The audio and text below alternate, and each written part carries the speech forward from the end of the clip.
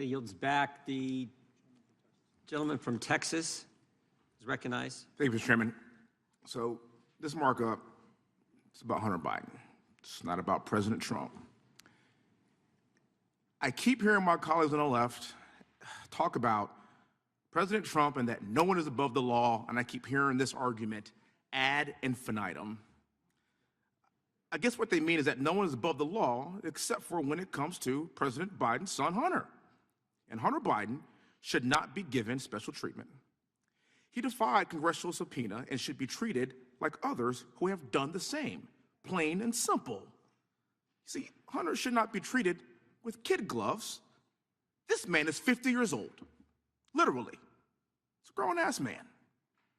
Congressional Democrats held Steve Bannon and Peter Navarro in contempt of Congress for not complying with congressional subpoenas concerning an investigation to January 6th. Hunter had every right to appear and plead the Fifth, and he chose to defy the subpoena when he instead held a self-serving press conference right at the steps of this building. When Democrats issued subpoenas to Republicans during the House January 6th investigation, President Biden said, and I quote, "I hope that the committee goes after them and holds them accountable criminally," end quote. Okay, all right. Now let's do Hunter, and that's why we're here. Hunter Biden makes arguments of passion to excuse his behavior. His best defense is oftentimes to make the public feel sorry for him. That's right, we should feel badly for him because he personally enriched himself because of his last name. And again, the left wants us to treat him with kid gloves, and this man is 50 years old. Please, your daddy's saving you at this point. It ain't gonna work here anymore. He should not be given special treatment because he thinks he's an American prince. And I don't mean Purple Rain. A witness does not get to decide his preferred method of appearing before the committee. The committee that subpoenaed the witness does. That's how this place works. House committees are not in the business of letting witnesses dictate to us the type of depositions or hearings that they want to have. This is not a kangaroo court like President Trump is seeing in the New York trial. It's up to the committees to determine the best methods that will further their investigation, and rather that be through deposition, transcribed interview, or public hearing. This is our job to do that, and Hunter Biden does not get to dictate that to us. And with that, I yield back the rest of my time. Thank you, Mr. Chairman. The gentleman will yield. I appreciate the gentleman yielding. I just want. Thank you, Mr. Chairman. Today, we're here to talk about the drain of illegal immigration and Biden's open border policies and how they're affecting the American taxpayer. Recently, airline safety has also become an issue of paramount concern. People are concerned, or rather not, doors are going to fly off planes and panels, but I'm here to tell you about the issue that starts with safety long before anybody in this room will actually board a plane. Biden's open border policies are overburdening the TSA and making it more difficult for the TSA agents to do their jobs effectively. The TSA was created after 9/11 to oversee security in all modes of transportation, including aviation safety. As an American, you know we have to go through security screening and board a plane just like everybody else. And what you also may know is that the TSA has an entirely different standard for illegal immigrants. That's right. There's a different set of rules for you, the American public, and illegal immigrants. You've all seen the TSA check line, of course. Well, I have news for you. Biden's DHS has created another line, and here is the picture to prove it. This is a line in the Tucson airport, specially made for non-citizens. And as you can see, the sign says, non-U.S. citizens without passports enter here. And without passports, that is just the tip of the iceberg. These illegal immigrants may go unvetted with no verifiable photo ID at all. And I guess Biden and Mayorkas want us all to trust that these people are going to say who they are based on just their honesty and their word alone. You know what a valid form of ID is for an illegal alien according to TSA today? An arrest warrant. I'm not making that up. You could get on a plane with an arrest warrant. And if an arrest warrant can get an illegal alien on a domestic flight, then why can't it get them a one-way ticket to jail where they belong? This is not only an assault on an American citizen, but a grave threat to our national security. I'm a member of Congress. I have TSA pre-check and clear. And when I get screened by TSA, I have to prove that I am who I say I am with an official government ID. For the record, my name is Wesley P. Hunt, as in Parish Hunt. But if my airline ticket says Wesley J. Hunt, this United States congressman ain't getting on the plane. The TSA is tasked with airline security, but they're letting illegal immigrants on our planes with unverifiable identities. We also know that in the last 2 years, over 200 people on the terrorist watch list have been caught at the border that we know of. And for the record, I'm a post-9/11 veteran. I deployed to Iraq. I'm a West Point grad. I fought for this country to keep those people out of our country, to keep it safer. And now we are failing the American public. I'm a Texan, born and raised in Houston, Texas. And Greg Abbott, the governor of Texas, has taken steps to stop the flow of illegal immigration. And by the way, that's not his job. That's the federal government's job. Governor Abbott put buoys in a Rio Grande, set up fences and barbed wire, just to name a few protocols. And how did Biden reward Governor Abbott for his efforts? He sued the state of Texas. The federal government sued the state for doing the job the federal government should be doing by keeping you safe. This illegal invasion is the destruction of federal immigration law and the elimination of any sort of protocol on our southern border that is not the result of negligence, malfeasance, or incompetence. This is, in fact, the goal. And Biden is allowing this, he's not only allowing this catastrophe, he's facilitating it. And the goal of the Biden administration is to flood this country with tens of millions of illegal immigrants, fly them to a town near you, and if you question it, they'll call you a racist. There, I said it. The root cause of immigration begins and ends at 1600 Pennsylvania. If you want another 9/11 in this country, keep the border wide open. And I suggest that we don't. I yield back the rest of my time. Thank you, Mr. Chairman. Thank you. Mr. Chairman, For what purpose does the gentlelady rise? I ask for submission for the ability to submit into the record. Follow back. Thank you very much. Mr. Hunt. Thank you, Mr. Chairman. I think my colleagues have laid out a pretty comprehensive case as to why the Biden administration has the authority to fix this very border crisis that he created.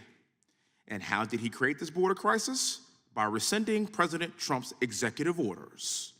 Instead, I want to talk about today the deadly results of Biden's decision to open the border and his decision to not act within his power to reverse this deadly course. Right now, we are witnessing a historic and devastating wave of migrants taking the lives of one innocent American after another. This horrible reality is treated as a conspiracy theory on the left. That's not true. And since President Biden won't protect the victims of migrant crime or even be bothered to say their names, I will use my 5 minutes to speak for the victims of migrant crime. Look at the victims behind me. Their lives were taken from them because of Biden's decision to open our border so that violent criminals and gangs from other countries can terrorize and murder American citizens. These victims of migrant crime cannot speak for themselves, so I will speak for them. And I want to specifically speak on behalf of several victims from my home state of Texas. Unfortunately, I don't have enough time to speak on behalf of all of them. Alex Wise Jr. was a 10-year-old boy from Midland. He was walking home from school when an illegal immigrant ran him over with his car and killed Alex. This illegal immigrant who took Alex's life had previously been deported not once, not twice, not thrice, not 4 times, 5 times. And guess what? Under President Biden, he came right back. Another victim is 16-year-old Lisbeth Medina, a high school cheerleader from Edna, Texas. When Lisbeth did not show up to the town's lighted Christmas parade, where she was scheduled to perform with the rest of her cheer squad, her worried mom rushed home and found her daughter stabbed to death. Who killed her? An illegal immigrant. And then there's the story of 11-year-old Maria Gonzalez. Maria was home alone while her father went to work. She told her dad that she was worried because someone was knocking on the door. When her father returned home from work, he found his daughter's body stuffed in a plastic trash bag beneath a bed. She had also been sexually assaulted. Her murderer, an illegal immigrant. Now, as a father of 2 little girls, if I ever saw my children in that state, I'm getting some real Samuel L. Jackson, A Time to Kill vibes right now, and everyone should feel the exact same way. If you don't, there's something wrong with you. Unfortunately, these stories are not isolated incidences. What I've shared with you today is one tragic murder after murder, weaving together a large tapestry of migrant crime. Mr. Holman, thank you for being here, sir. Under President Trump, you served as the acting director of ICE. In your professional opinion, sir, what is the best way to deal with this massive issue of migrant crime? Get rid of sanctuary. You got to end sanctuary cities. Sanctuary cities provide haven for sanctuaries for criminals. Bottom line, period. Sanctuary cities do not protect the immigrant communities. When they release the illegal alien criminal back into the community, the very community in which he lives, he's going to re-victimize the same victim, same witnesses. The immigrant community don't want criminals in their neighborhoods either. Thank you, sir. Up until this point, President Biden and the White House have been unable to say Lincoln Riley's name to date, or the other victims that I have mentioned here today.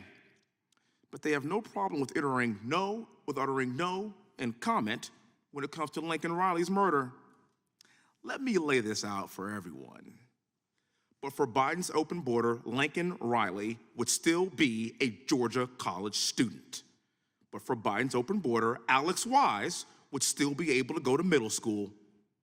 But for Biden's open border, Lisbeth Medina would still be cheering in Edna, Texas this fall. But for Biden's open border, Maria Gonzalez's father would have been able to walk her down the aisle someday instead of finding her stuffed in a trash bag under a bed. And finally, but for Biden's open border, all of the victims behind me would probably still be alive. Tell me I'm wrong. Don't believe what the media is telling you. President Biden's hands aren't tied. He has the power to close the border today like President Trump would do if you're in office right now.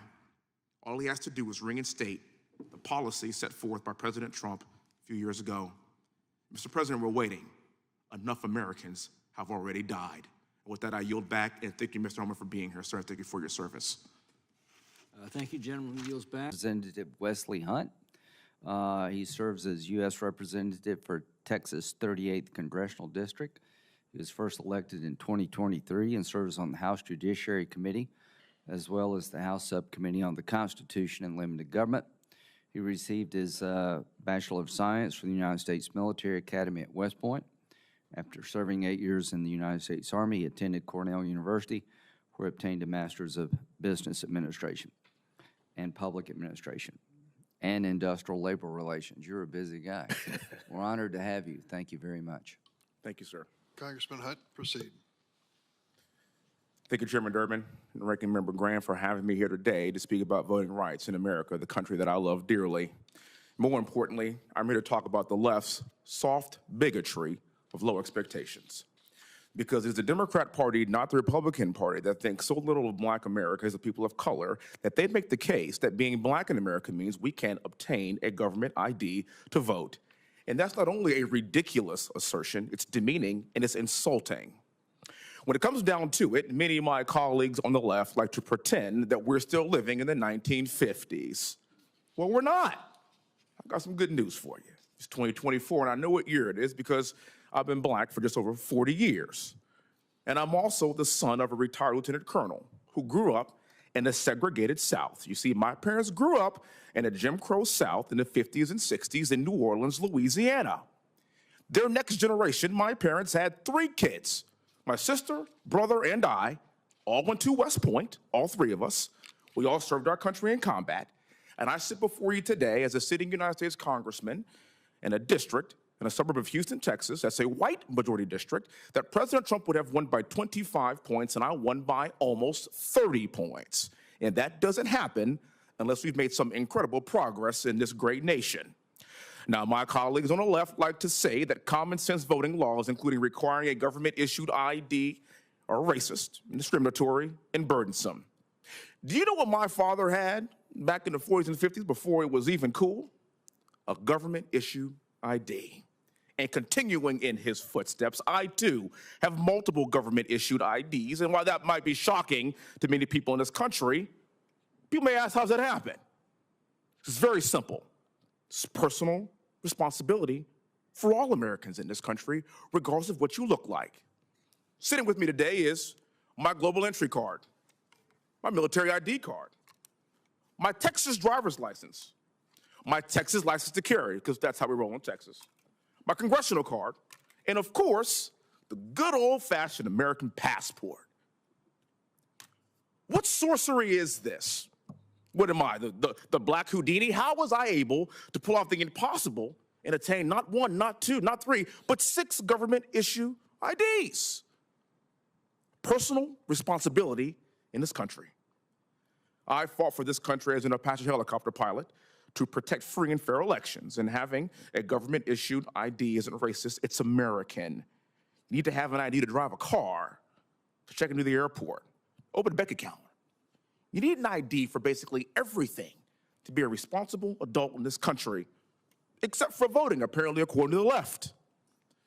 Black America does not need well-meaning liberals putting their arms around us and telling us how we should go to the polls. In fact, if you look at recent headlines and polls, you will find that black men specifically in this country are more fired up than ever to participate in the next presidential election. And I think I know why, and I'm really looking forward to these results.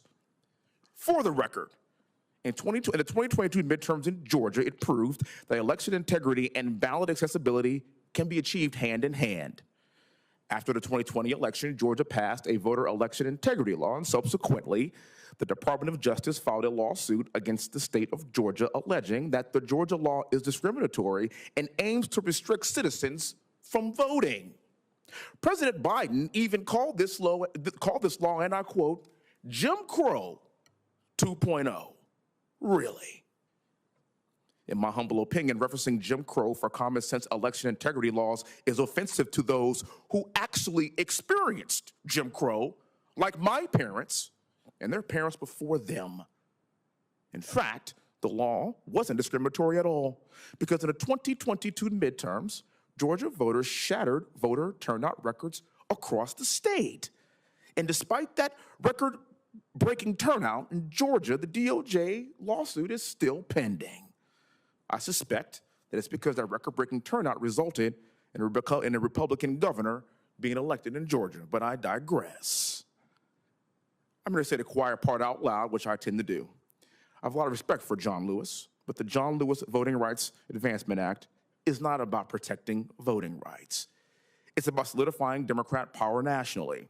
It's about federal control over state and local elections, which, by the way, is unconstitutional. It's about diminishing the security of our elections. And voter integrity laws aren't discriminatory. They are required for a functioning constitutional republic. I'm going to tell you today, I categorically reject the soft bigotry of low expectations. Black Americans and people of color are proud. We expect more of ourselves. That's what Black excellence really means to me. And above all else, we don't need a new solution to a problem that doesn't exist. Let me be clear. Making it to the polls to vote in person with an ID in this country today is a very low bar, extremely low bar. We can do it, white people can do it, black people can do it, Americans can do it. And we should all want that for free and fair elections. If you want to be on the right side of history, you should reject the Democrats' party's attempt to wind the clock back 70 years. Because I'm sitting right here in front of you, and I'm here to tell you we've come a long way. Let's continue this progress. Thank you for your time. Thank you, Chairman. Thank you, sir, for having me. Thank you, Congressman. We'll now switch to our second panel. If the witnesses for the second penalty will start to come forward, we'll start shortly. I thank everyone for their patience. Let me introduce the majority witnesses. Conspiracies to voting conspiracies. I just want to have unanimous consent to introduce an article entitled "Trump Politicized Mail-in Voting in 2020, but it came to Pennsylvania with strong Republican support." Without objection. Thank you. I recognize the gentleman from Texas, Mr. Hunt. Thank you, Mr. Chairman. My colleagues on the left keep telling me about how Donald Trump is a fascist and how they think he's the next Mussolini.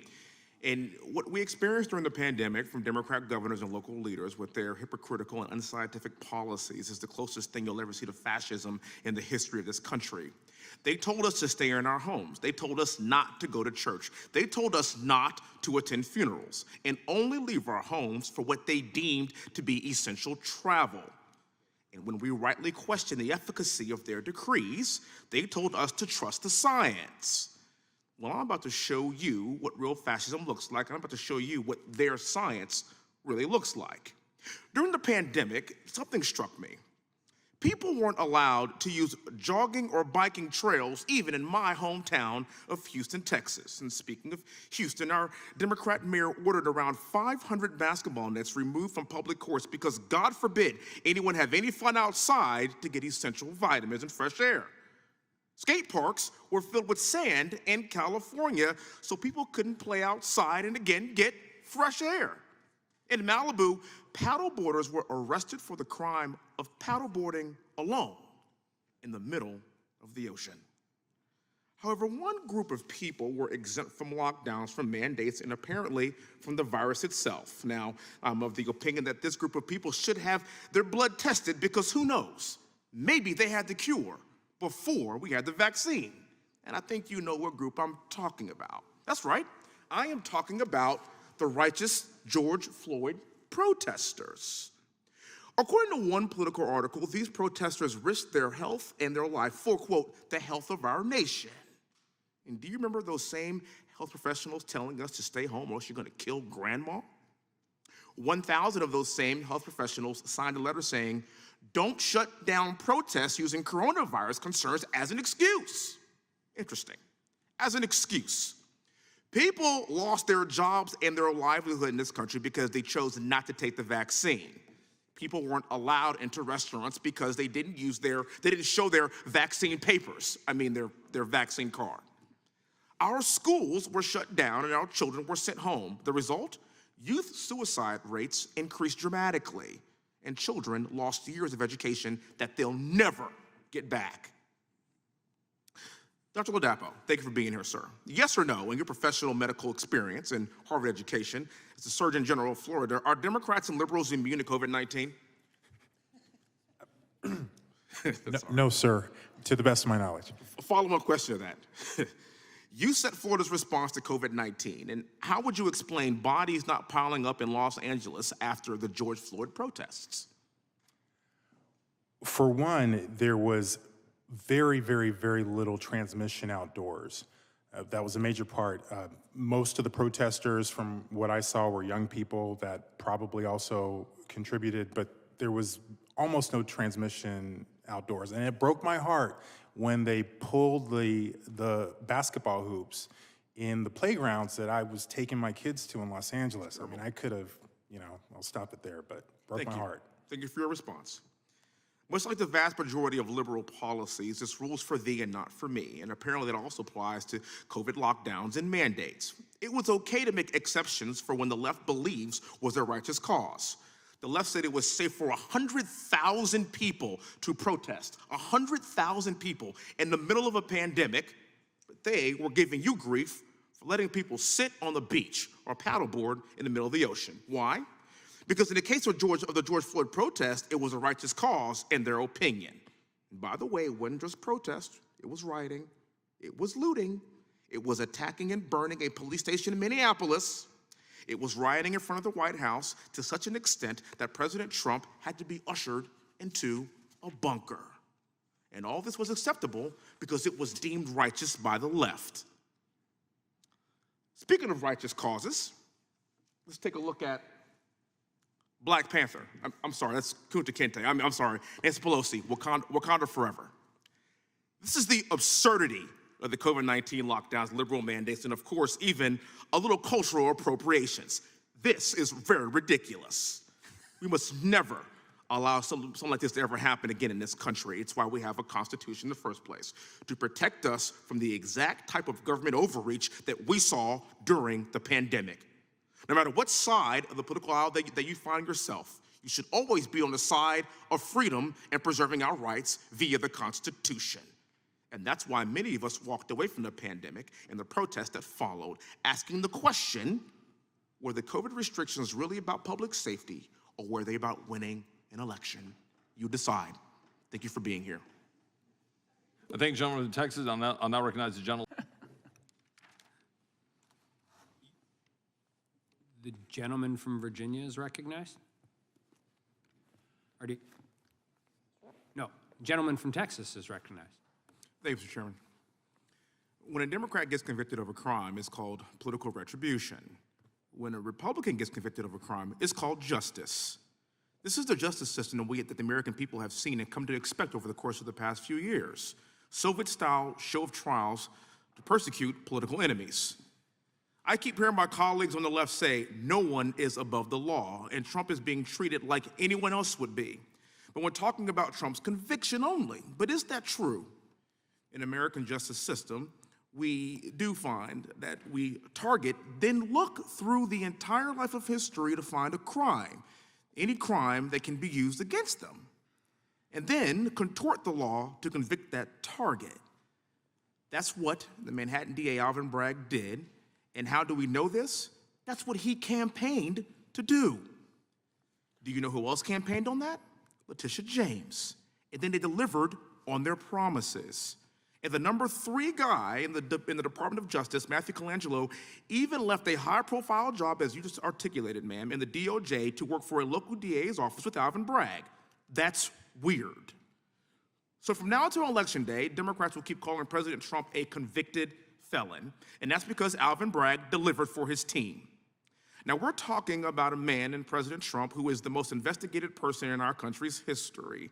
And the only thing that Alvin Bragg could bring up was a zombie crime that no one else wanted to prosecute. And speaking of that zombie crime, I and the American people are still waiting to hear what the underlying crime actually is, and no one can tell us that. The left keeps touting themselves as the gatekeepers of democracy and that they are the adults in the room and can impartially administer justice.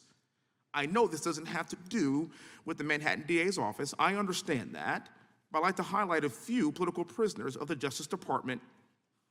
While Joe Biden and his team are scaring people into thinking that Donald Trump will put people in jail, Joe Biden is already putting political enemies in prison that we know of. Let's start with the 74-year-old economist, Peter Navarro, who served in the Trump administration. Do you know where he is currently? Peter Navarro is currently sitting in a jail cell in Miami for not complying with a subpoena from the Democrat-led January 6th committee. How about Steve Bannon? He has to surrender himself by July the 1st or he will be arrested. His crime, not complying with the subpoena from a Democrat-led January 6th committee. Now let's talk about Eric Holder. Oh, that's right. He never went to prison. The DOJ decided not to prosecute him after he ignored a congressional subpoena during the investigation into the Fast and Furious scandal.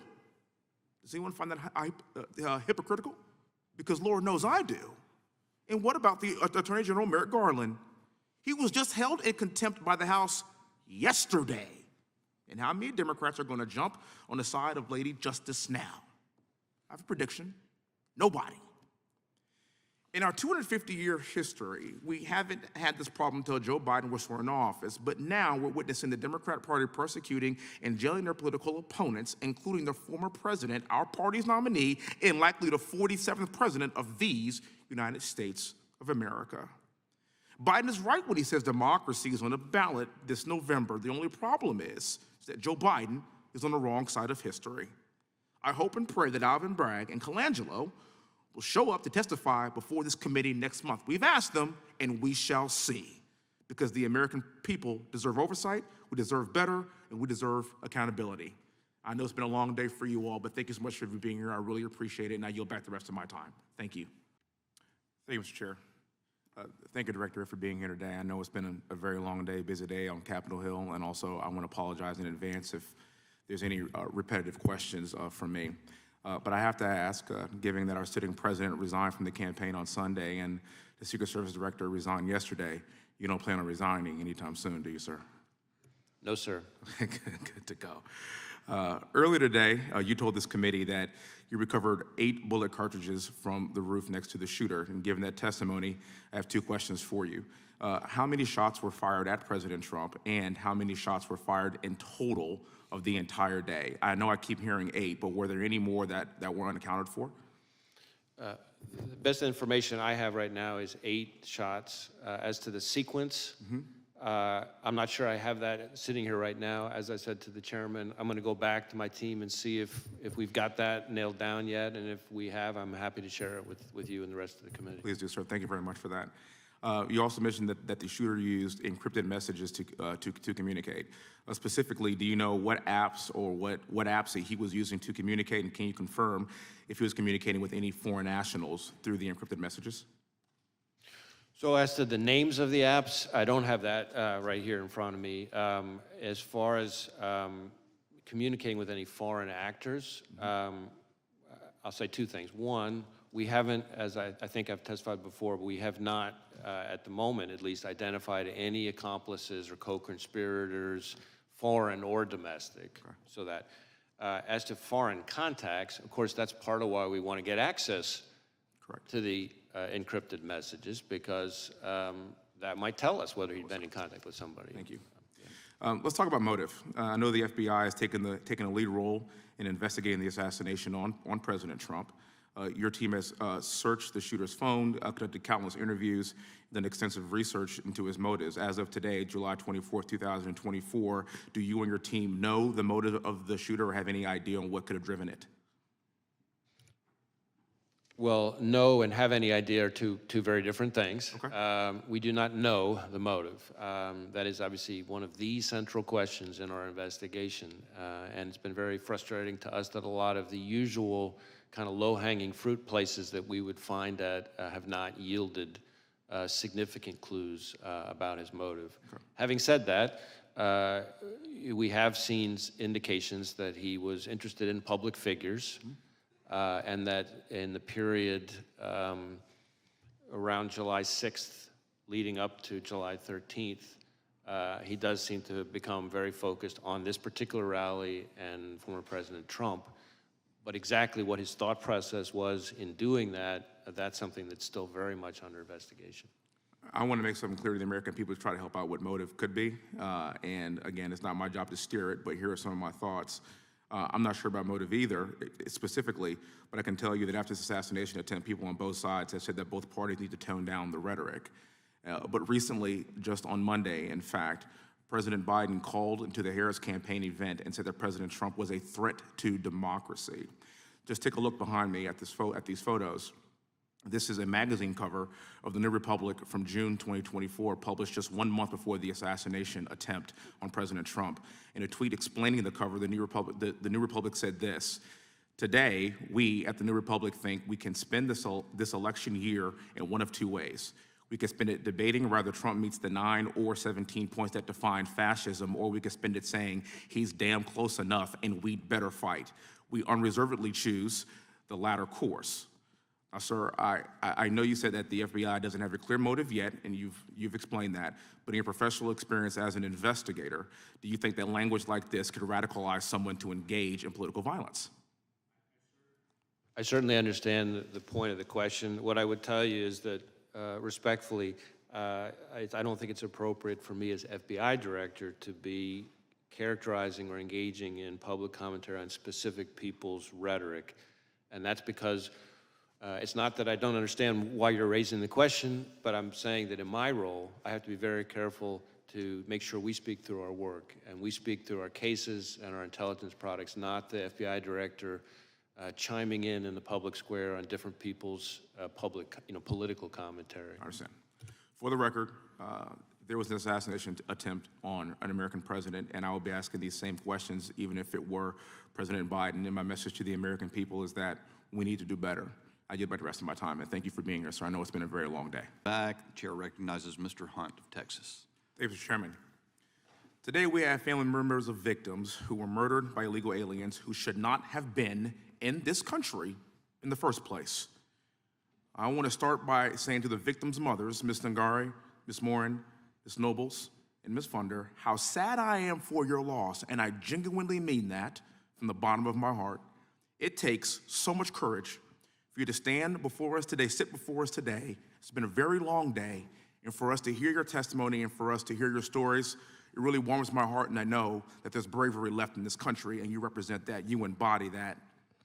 Ms. Ngari, I am a fellow Houstonian, and I want to especially thank you for being here. Your tragedy hit very close home to me.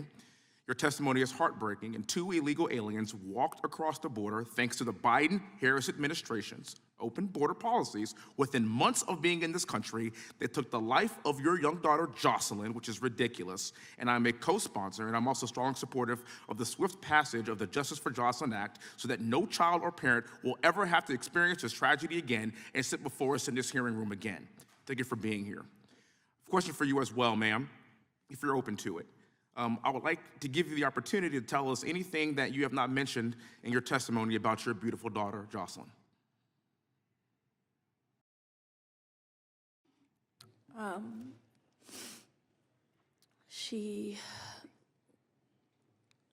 I didn't want to press what she was. She was a child.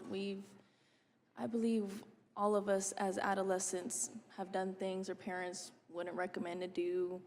We didn't always all listen to our parents, and a lot of kids just want to have fun, and a lot of these children really do believe that they're invincible, and they don't know the harms that they have and that are right in front of them in this world, and a lot of them are being preyed on.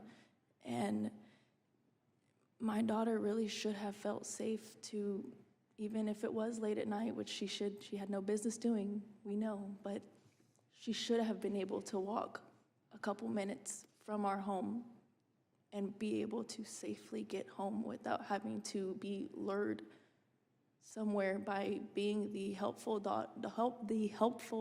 little girl she was just trying to help them get to wherever it was they were going, and they took advantage of her. Thank you. Again, this touches home to me because I have 2 daughters, Olivia and Victoria. If some of this happened to them, I actually don't know what I would do. Actually, I have an idea, and I probably wouldn't be in Congress anymore. So I understand your frustration, and you're right. Our children should be able to walk these streets safely, no matter what hour, no matter what decisions that they make. The left keeps saying that statistically Americans commit more crimes than non-Americans in this country. Well, I'll let my colleagues on the left to know that these mothers that are dealing with this understand that that's actually not true. And in fact, police sources told the New York Post that around 75% of people arrested in Midtown Manhattan, which is not necessarily a direct border state, in recent months, they've been illegal aliens. The federal government must do everything it can to protect American citizens. That's actually our sole purpose. That's our #1 job. And we can do that. It's simple. We need to reestablish the immigration and border policies that worked under President Trump. This is not difficult. My colleagues on the left want to say this is not political and it doesn't matter who your guy or gal is. Yes, it does. It really does, actually. And because if President Trump were in office right now, we wouldn't be sitting here. And I don't care what political affiliation that you have. Those are facts. Kamala Harris wants you to confuse her border policies now because now she's claiming that she supports Trump's border policies and she wants you to believe that she's tough on the border. But we know that's not true. And as we know, that the best predictor of future performance is past performance. There's been a lot of talk today about policies. House Republicans in May of last year passed H.R. 2, the Secure the Border Act. House Republicans have done our part to attempt to prevent these tragedies from occurring and happening again. But the Democrat-led Senate didn't even take up the bill. If you think things are bad right now, if Kamala Harris, our borders are, is back in office after November the 5th, we will continue to have these hearings. We are doing this to elucidate the American people, to let them know that we have got to stop this from happening in this country, and we have the ability to do just that. I'll end with this. I have 18 seconds left, and I want to tell you, I could see your faces right now. Ma'am, this picture in front of me has really touched my heart. I took a picture of it, and I will show it to my children. and I will show it to those people in Houston, Texas to prevent this from happening again. I can see the pain on your face. As a father, I understand exactly how you feel. As a combat veteran, and tomorrow is 9/11, as a combat veteran that went to war after 9/11, I fought for this country to keep these animals from killing our young children. I will continue to fight tirelessly to do just that. Thank you so much. Thank you for your bravery. God bless you all. And we are trying our best to prevent these tragedies from ever happening again. Thank you so much for being here. Gentleman yields back. Chair recognizes the gentleman from South Carolina, Mr. Fry.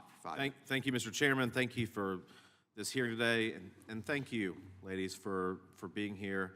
When I